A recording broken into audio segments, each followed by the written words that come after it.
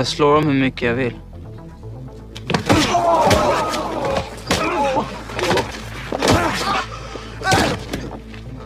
Krig! Krig!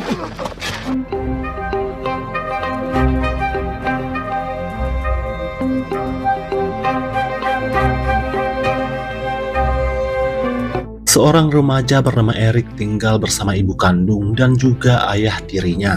Selama ini si ayah tiri yang bernama Joseph seringkali menghukum Erik dengan memakai cara kekerasan. Bahkan untuk hal yang sepele seperti tak sengaja menjatuhkan garpu saat di meja makan.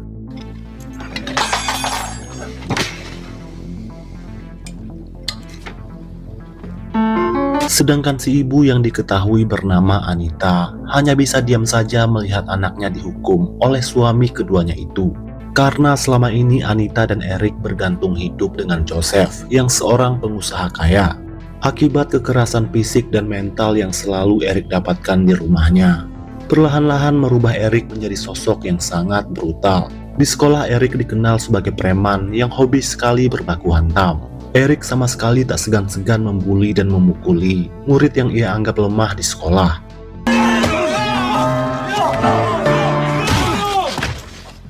Bahkan akibat kebrutalannya yang tak terbendung, Erik sudah beberapa kali dikeluarkan dari sekolahnya yang dulu. Dan di sekolah barunya ini Erik lagi-lagi dikeluarkan.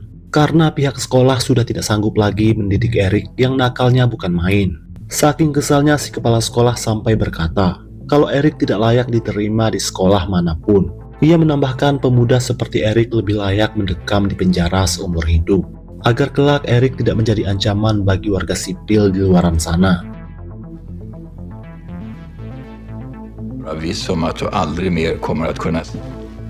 Sepulangnya dari sekolah, Erik melihat ibunya sedang menjual barang-barang antik, peninggalan mendiang ayah kandung Erik. Di sana juga ada seorang pengacara yang diketahui bernama Lukas.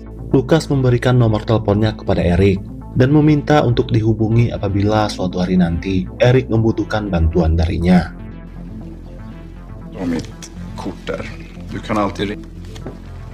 Setelah Lukas pergi, Erik bertanya kepada si ibu, kenapa barang-barang antik peninggalan mendiang ayahnya dijual. Anita mengatakan hal itu terpaksa ia lakukan demi membayar biaya sekolah Erik yang biayanya sangat mahal. Rupanya si ibu sudah mendaftarkan Erik ke sebuah sekolah asrama laki-laki khusus anak orang kaya. Hal itu sengaja Anita lakukan agar Erik tidak dihukum lagi oleh ayah tirinya. Anita meminta Erik berjanji agar menjaga sikap di sekolah barunya itu. Jangan sampai Erik dikeluarkan lagi dari sekolah. Karena sekolah itu adalah satu dari sedikit sekolah yang masih mau menerima Erik. Det går ett tåg. Du måste lova mig en sak, Erik. Det här är din sängen i ditt rum. Di keesokan harinya Erik berangkat sendiri ke sekolah asrama barunya itu. Sekolah tersebut jaraknya cukup jauh dari rumah orang tua Erik. Setibanya di sana, Erik melihat para murid yang sebagian besarnya merupakan anak-anak orang kaya. Kemudian Erik berkenalan dengan Otto yang merupakan ketua dewan murid. Otto lantas membawa Erik berkeliling melihat sekitaran asrama. Sejauh ini Otto tampak baik kepada Erik. Tapi murid-murid di sana justru malah terlihat segan dan seakan takut kepada Otto. Mungkin karena Otto adalah ketua dewan murid dan juga keturunan bangsawan. I rummet längst ner. Jag har hört. För idrottsanläggningen i landet. Verkar ju bra som helst. Aschberg tillämpar vi kamratuppfostran. Kemudian Erik berkenalan dengan Arman, teman sekamarnya. Ternyata Arman adalah murid paling pintar di sekolah asrama ini. Sudah banyak penghargaan yang Arman terima, dari tingkat nasional hingga internasional, berkat prestasinya di bidang akademis. Erik yang masih penasaran dengan Otto lantas bertanya kepada Arman, seperti apa sebenarnya sosok Otto. Mendengar nama Otto, Arman langsung terdiam dan enggan membahas tentang Otto, ketua dewan murid tersebut. Sepertinya Otto cukup ditakuti di sekolah ini. Som det alltid har varit. Ja, varför inte? Ja, det var han som visade runt. Gillar du film? Pada malam harinya, para pembina sekolah makan bersama para murid. Dari sini Erik merasa ada yang janggal dengan sekolah asrama ini. Pasalnya, pada sesi makan malam diatur sesuai kasta. Murid yang berasal dari keluarga kaya raya dan juga keturunan bangsawan. Mereka duduk di kursi dan meja antik dengan menu makanan yang lezat dan mewah. Sedangkan Erik dan sebagian murid lainnya yang berasal dari keluarga biasa duduk di kursi plastik dengan menu makanan seadanya. Sitter vi inte Klaushus? Selesai makan malam, Erik berbincang dengan teman sekelasnya yang diketahui bernama Jojo. Di tengah obrolan, Erik mengeluarkan kata kasar sebagai sebuah candaan saja, tapi tak sengaja didengar oleh Otto, si ketua dewan murid. Otto salah paham mengira kalau kata kasar itu diucapkan oleh Jojo. Erik lantas menyuruh temannya yang diketahui bernama Jack untuk memberi Jojo hukuman, yaitu dengan cara kepalanya dipukuli dengan sebuah garpu. Anehnya, semua dewan pembina sekolah diam saja melihat kejadian itu. Sepertinya mereka semua takut kepada Otto, yang merupakan anak dari keturunan bangsawan. Dari sini sudah bisa disimpulkan kalau Otto dan teman-temannya adalah tukang bully di sekolah asrama ini.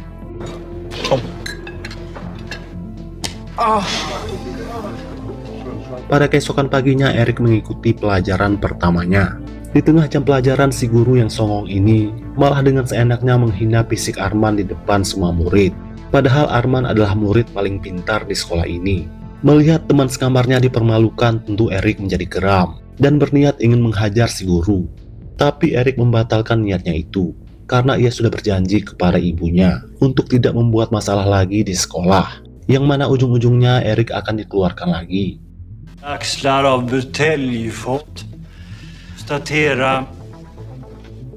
Di jam makan siang, Erik berbincang dengan teman-teman sekelasnya. Di tengah obrolan, lagi-lagi Erik tak sengaja berkata kasar, di mana berkata kasar sudah menjadi kebiasaan Erik ketika sedang bercanda dengan teman-temannya, di mana hal itu kembali didengar oleh Otto. Otto lantas memanggil Erik untuk diberi hukuman karena telah berkata kasar, tapi dengan santainya Erik menolak perintah dari Otto.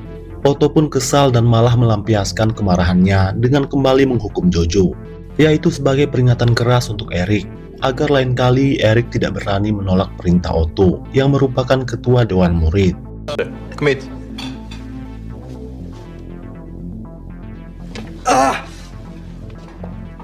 Hari demi hari Erik jalani dengan santai, tanpa membuat masalah seperti dulu.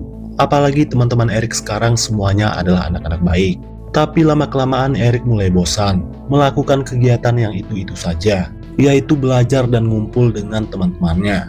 Sampai pada akhirnya Erik memutuskan bergabung ke dalam tim renang sekolah untuk mengisi waktu luang agar tidak mati kebosanan. Erik yang jago berenang langsung diterima oleh si pelatih, hanya dalam 1 kali tes saja. Du missar med en tion. Tapi keberhasilan Erik yang diterima dalam tim renang sekolah justru membuat Arman khawatir kalau Erik akan menjadi sasaran bulian oleh Otto dan teman-temannya. Karena selama ini Otto tidak suka ada murid yang lebih terkenal dari dirinya di sekolah ini. Dan benar saja, malam itu Erik dipanggil oleh Otto dan Jack. Erik ditugaskan oleh mereka berdua mencuci puluhan pasang sepatu milik para pembina sekolah. Tapi dengan santainya Erik menolak perintah dari Otto dan Jack dan langsung pergi dari sana. Tentu hal ini membuat Otto dan Jack semakin benci dengan Erik.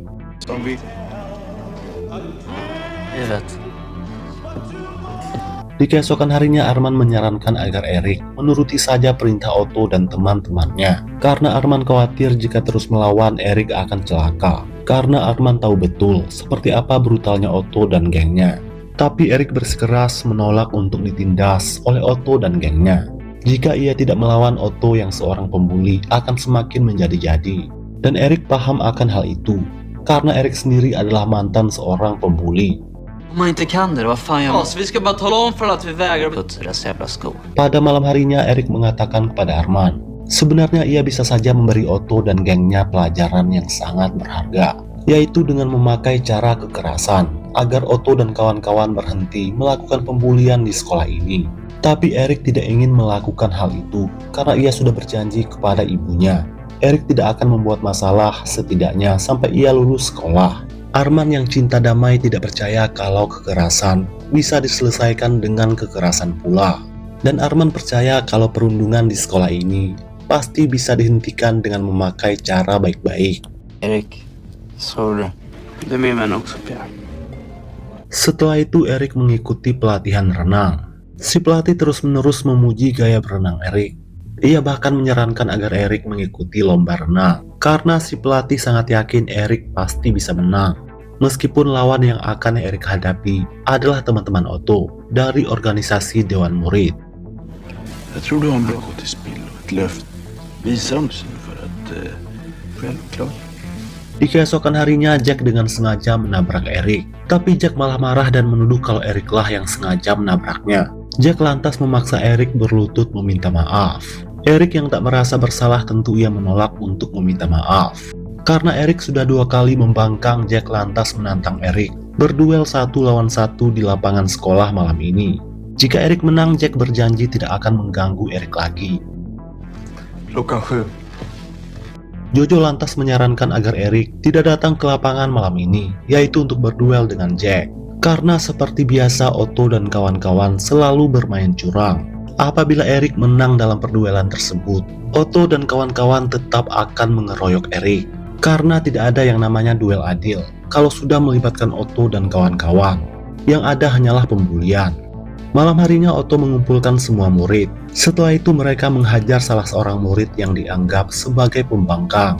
Mereka menghajar murid ini habis-habisan, yaitu sebagai peringatan keras untuk murid-murid yang lainnya. Karena inilah akibatnya apabila ada murid yang berani membangkang perintah para anggota organisasi Dewan Murid.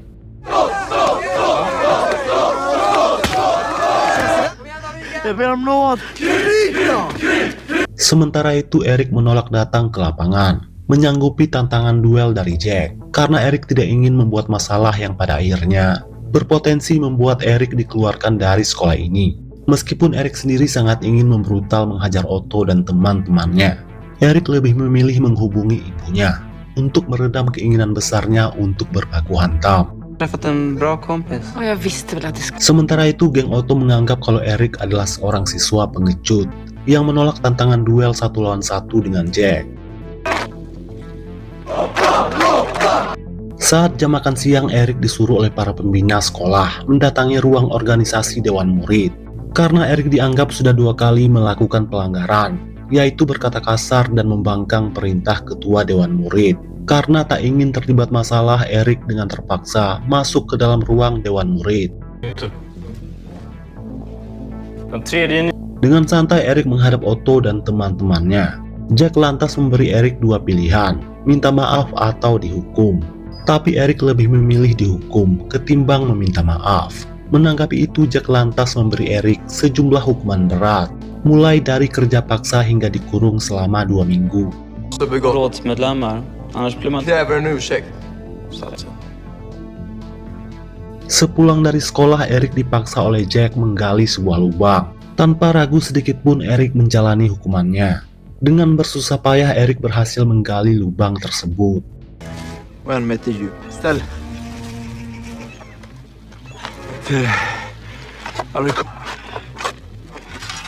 Tapi setelah lubang selesai digali, Jack malah memaksa Erik menutup kembali lubang tersebut. Verkställ. Erik pun kembali menutup lubang tersebut hingga larut malam. Sampai-sampai Erik telat makan malam. Untung saja pegawai dapur bernama Maria datang memberikan sisa makanan kepada Erik. Hingga dengan begitu malam ini Erik tidak tidur dengan perut kosong. Sepertinya Erik sudah mulai naksir dengan Maria, gadis yang sangat baik hati. Sayangnya pegawai dapur dilarang menjalin hubungan dengan murid di sekolah. 5 kronor i veckan och inte... Tapi Erik yang keras kepala menghiraukan aturan dari sekolah. Secara diam-diam Erik tetap mendekati Maria. Sampai pada akhirnya mereka berdua menjalin hubungan. Dan bahkan melakukan ritual bercocok tanam di belakang gedung sekolah. Ja, det är dräkten. Jaha, vi brukar ta... Di balik itu, Erik dan Arman terus dibully oleh Otto dan kawan-kawan.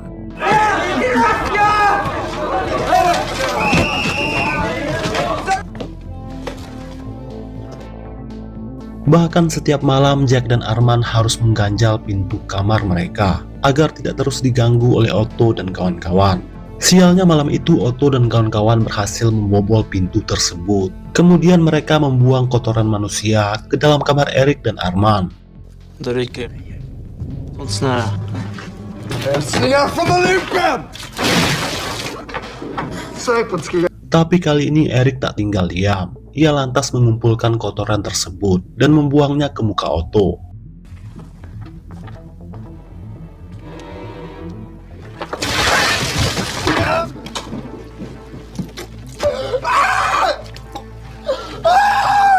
Di keesokan harinya di saat jam makan siang, Erik sengaja menyindir Otto dengan berkata kalau badan Otto mengeluarkan bau seperti kotoran. Mendengar sindiran tersebut, Otto pun semakin marah. Kemudian ia memukul Erik berkali-kali. Tapi Erik tak melawan sedikit pun dan bahkan tidak merasa kesakitan. Karena dipukul berkali-kali bukanlah hal yang baru bagi Erik. Dan bahkan Erik sudah sangat terbiasa. Stinker ju skiten igen.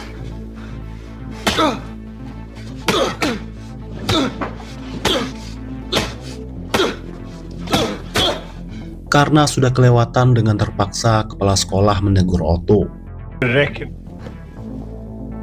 Sejak hari itu Erik kembali beraktivitas seperti biasanya, yaitu belajar dan mengikuti kegiatan sekolah lainnya. Hubungan percintaannya dengan Maria juga terus berjalan, meskipun secara diam-diam. Ja. Om du...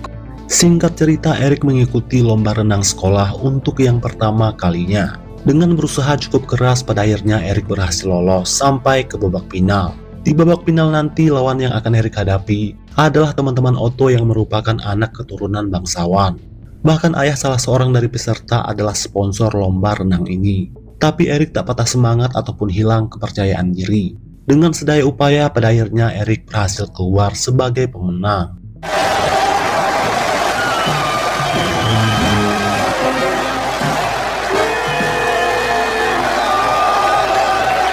Setelah ujian semester selesai, Erik kembali ke rumah orang tuanya. Si ibu sangat bangga Erik mendapatkan nilai yang bagus. Men vad har du gjort där? Inget. Här. Tapi si ayah tiri malah kecewa kepada Erik karena Erik mendapatkan nilai C dalam ujian perilaku.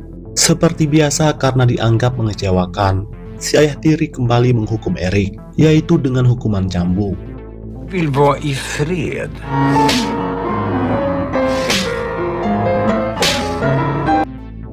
Setelah 2 minggu libur, Erik dan para murid lainnya kembali ke asrama untuk kembali bersekolah seperti sedia kala. Tidak lupa Erik membawakan hadiah untuk Arman. Sebaliknya, Arman juga memberikan hadiah untuk Erik, yaitu sebuah buku tebal tentang pelajaran hukum. Arman mengatakan, dengan buku tersebut Erik bisa belajar cara menyelesaikan masalah tanpa harus memakai cara kekerasan. Sekarang Otto dan kawan-kawan sudah tidak berani lagi mengganggu Erik, karena Erik telah berhasil mengalahkan para anak bangsawan dalam lomba renang. Erik pun dianggap telah membuat bangga pihak sekolah. Otto CS mulai membuli teman Erik, yaitu Arman. Mereka sengaja membuli Arman untuk balas dendam kepada Erik, dan agar Erik keluar dari tim renang sekolah. Stå rakt, Tandin! Bra. Taktik. Erik tentu tak tega melihat Arman terus ditindas. Sampai pada akhirnya Erik menuruti keinginan Otto CS, yaitu keluar dari tim renang sekolah. Dengan begitu seharusnya Otto CS berhenti mengganggu Erik dan Arman. Kenyataan justru malah sebaliknya. Otto CS malah semakin gencar membuli Erik dan Arman. Pada malam harinya Erik dipanggil ke ruang organisasi Dewan Murid. Rupanya di sana sudah ada Arman yang sedang dihukum. Karena Arman ketahuan nyebar di belakang gedung sekolah, mereka sengaja memanggil Erik agar menyaksikan sendiri teman baiknya disiksa. Sebagai hukuman, Otto lantas menempelkan ke badan Arman puntung rokok yang masih menyala, sehingga membuat Arman kesakitan setengah mati. Tak tega melihat itu, Erik lantas meminta agar dirinya saja yang dihukum. Dengan senang hati mereka pun menghukum Erik. Tapi mereka semua malah keheranan melihat Erik yang tak merasa kesakitan ketika badannya ditempelkan puntung rokok yang menyala. Mereka tidak tahu kalau siksaan bukanlah hal yang baru bagi Erik. Hampir setiap hari Erik disiksa oleh ayah tirinya, sehingga membuat Erik sudah terbiasa menahan sakit.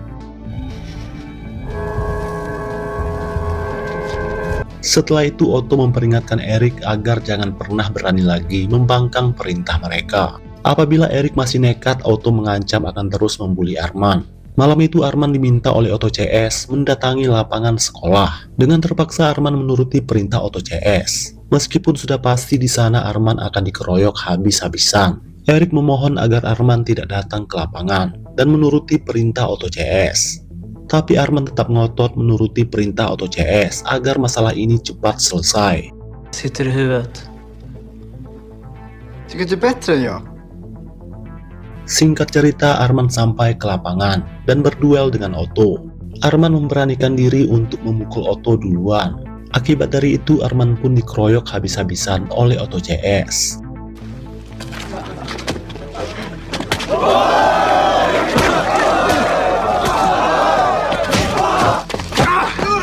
Sebenarnya Erik ingin sekali membrutal, menghajar mereka semua. Tapi lagi-lagi Erik terpaksa membatalkan niatnya. Karena ia telah berjanji kepada si ibu agar tidak membuat masalah besar, yang pada akhirnya membuat Erik dikeluarkan dari sekolah.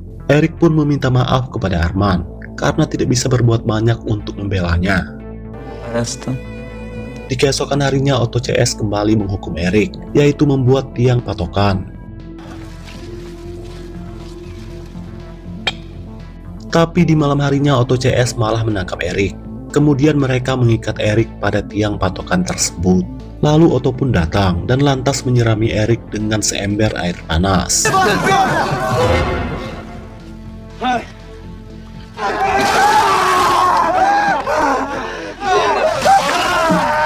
Setelah itu mereka meninggalkan Erik dalam keadaan basah kuyup dan terikat. Untung saja Maria segera datang. Lalu secara diam-diam Erik ia bawa ke kamar pegawai dapur. Kalau Maria tidak segera datang, Erik mungkin sudah mati kedinginan. 3 hari kemudian Erik dikejutkan dengan kepergian Arman tanpa berpamitan terlebih dahulu. Arman hanya meninggalkan sepucuk surat. Dalam surat itu Arman mengatakan kalau ia sudah tidak kuat lagi terus dibully oleh Otto CS. Sehingga dengan terpaksa Arman harus pindah ke sekolah lain.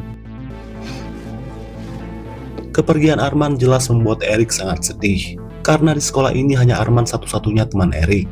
Sampai pada akhirnya Erik pun akan kembali membrutal, memberi pelajaran kepada Otto CS. Tanpa basa-basi, Erik langsung menantang Otto berduel di lapangan. Tapi Otto yang sebenarnya seorang pengecut menolak berduel dengan Erik. Ia malah menugaskan para anak buahnya untuk berhadapan dengan Erik. Dan hanya dalam hitungan detik Erik mampu mengalahkan mereka semua. Jag slår dem hur mycket jag vill.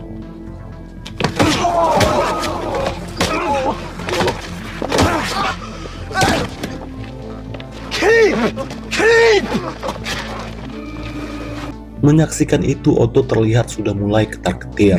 Otto mulai sadar kalau dirinya sudah salah pilih lawan. Setelah itu Erik menemui Maria untuk curhat tentang masalah yang saat ini sedang ia hadapi. Tapi sayangnya Maria sudah dipecat karena Maria ketahuan berpacaran dengan Erik. Sesuai aturan sekolah, pegawai dapur dilarang menjalin hubungan dengan siswa. Mengetahui itu tentu Erik semakin galau karena Erik tidak hanya kehilangan teman, tapi juga telah kehilangan pacar. Di keesokan harinya Maria mengirimi Erik sepucuk surat. Tapi surat itu malah ditahan oleh Otto. Otto malah membaca surat itu dan mengetahui kalau Erik pernah bercocok tanam dengan Maria. Saat itu juga Otto melaporkan Erik kepada kepala sekolah. Akibat dari itu Erik langsung dipanggil menghadap si kepala sekolah. Karena telah melanggar aturan sekolah, Erik langsung diberikan hukuman berat. Tak tanggung-tanggung, hukuman yang Erik terima adalah dikeluarkan dari sekolah. Jelas Erik sangat kecewa dan semakin marah kepada Otto. Atas campur tangan Otto yang merupakan keturunan bangsawan, Erik dikeluarkan dari sekolah. Stadgar är väldigt tydliga. Tala med dem först. Jag tror du gör bäst i att glömma den där flickan. Erik diberikan waktu 1 hari untuk mengemasi barang-barangnya dan keluar dari asrama. 1 hari terakhir ini Erik manfaatkan untuk balas dendam kepada Otto. Erik lantas mengikuti Otto yang baru saja selesai berkuda dengan melintasi hutan. Dengan membawa sebuah batang pohon besar, Erik mengancam akan menghabisi Otto saat itu juga, yaitu sebagai balas dendam karena Otto telah membuat semua murid di sekolah ini menderita. Ner på knä sa jag! Ska få 10 000, jag lovar. Längre. Jag berättar det för. Otto yang ketakutan setengah mati sontak menjadi muntah. Melihat itu Erik pun batal menghabisinya. Tapi Erik mengancam akan menghabisi Otto lain kali apabila Otto masih suka membuli murid-murid di sekolah ini. Sejak hari itu Otto pun berjanji tidak akan melakukan pembulian lagi. Di keesokan harinya Erik bersiap-siap akan pulang ke rumah. Tapi tiba-tiba Erik teringat dengan si pengacara yaitu Lukas, yang waktu itu pernah memberikan Erik nomor teleponnya. Saat itu juga Erik menghubungi Lukas untuk meminta bantuan hukum. Kemudian Erik menemui si kepala sekolah. Erik mengancam akan melaporkan si kepala sekolah berikut dengan antek-anteknya kepada polisi. Karena selama ini mereka hanya diam saja, menyaksikan Otto CS melakukan pembulian di sekolah ini. Si kepala sekolah ini sama sekali tidak takut dengan ancaman dari Erik dan malah mengusirnya pergi. Di saat yang sama, Lukas si pengacara datang sembari membawa koran. Lukas mengancam akan menyebarluaskan semua kebusukan di sekolah ini apabila si kepala sekolah tidak kembali menerima Erik sebagai murid di sekolah ini. Khawatir semua kebusukannya terbongkar, akhirnya si kepala sekolah bersedia menerima Erik kembali sebagai murid. Ja, om det är... Kan jag få tillbaka det? Singkat cerita, Erik lulus dari sekolah ini. Tapi setelah pulang ke rumah, Erik kembali akan dihukum oleh ayah tirinya. Tapi kali ini Erik tidak tinggal diam. Bahkan dengan beraninya Erik mengusir ayah tirinya itu keluar dari rumah ini. Erik bahkan mengancam akan mematahkan leher si ayah tiri apabila ia menolak pergi. Pertama kalinya mendapat ancaman dari Erik, si ayah tiri langsung kena mental. Akhirnya si ayah tiri pun memilih pergi dengan begitu terpaksa. Gå bort härifrån, fattar du det? Kommer inte våga berätta vad som har hänt. Kommer skrika tills du svimmar. Sen aldrig. Beberapa tahun kemudian Erik bertemu lagi dengan sahabat baiknya yaitu Arman. Sekarang Arman sudah menjadi seorang pengusaha muda. Sedangkan Erik masuk ke sekolah hukum untuk menjadi seorang pengacara agar bisa menyelesaikan masalah tanpa harus memakai cara kekerasan, sesuai prinsip yang selama ini dipegang oleh Arman. Mereka berdua pun berjanji akan selalu berteman baik sampai kapanpun. Kemudian film pun selesai.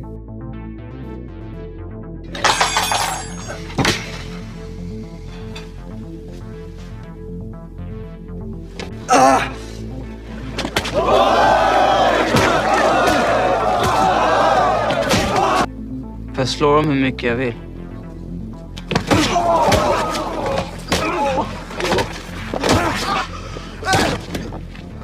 Krig!